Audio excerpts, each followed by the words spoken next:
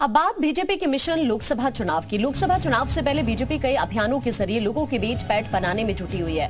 Vote bank बढ़ाने के लिए बीजेपी एक के बाद एक नए अभियान शुरू कर रही है। इसी कड़ी में बीजेपी अब किसानों को साधने की प्लानिंग में जुट गई है।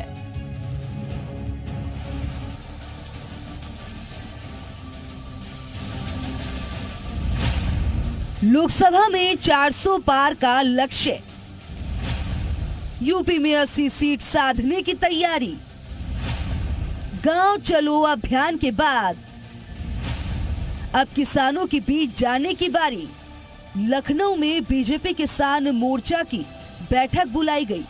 बीजेपी प्रदेश अध्यक्ष भूपेंद्र चौधरी के अलावा किसान मोर्चा से जुड़े बड़े पदाधिकारी बैठक में मौजूद रहे। सुबह 11 बजे से विश्वेश्वरैया भवन में चली बैठक के दौरान किसानों को अपने पाले में लाने को लेकर रणनीतियां बनी, उस पर चर्चा की गई। पार्टी के नेता जनता के बीच जाकर सरकार की नीतियों को बताएंगे। उद्देश्य लोकसभा का चुनाव है और अपने संगठन के माध्यम से जो भी हमारी सरकारों ने काम किए हैं, हम अपने काम को जन जन तक पहुंचाना चाहते हैं। जनता के बीच में पूरा रिपोर्ट कार्ड लेकर मोदी जी के नेतृत्व वाली सरकार का हम लोग जनता के बीच में जाएंगे। एक तरफ बीजेपी किसानों को साध कर लोकसभा चुनाव में यूपी में दमदार प्रदर्शन की तैयारी कर रही है, तो वहीं विपक्ष बीजेपी के कार्यक्रम को सिर्फ दिखावा बताने में लगा है। भारतीय जनता पार्टी ने किसान आंदोलन के दौरान निरंतर किसानों को अपमान करने का काम किया, उनको आतंकवादी तक कहने का काम किया।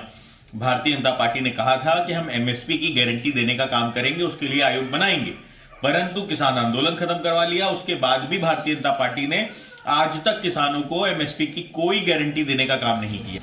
2024 के लोकसभा चुनाव में बीजेपी 400 सीट से ज्यादा का लक्ष्य लेकर चल रही है।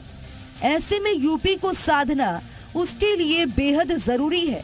नीतीश पांडे के साथ ब्यूरो रिपोर्ट, जी मीडिया।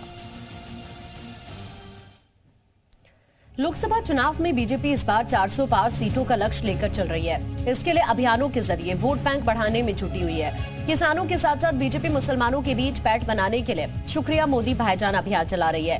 पहली बार वोटर्स बनने वाले युवाओं को साधने के लिए नमो नव मतदाता सम्मेलन कर रही है। गाँव में पहुँच बनाने के लिए गाँव चलो अभियान शुरू करने वाली है।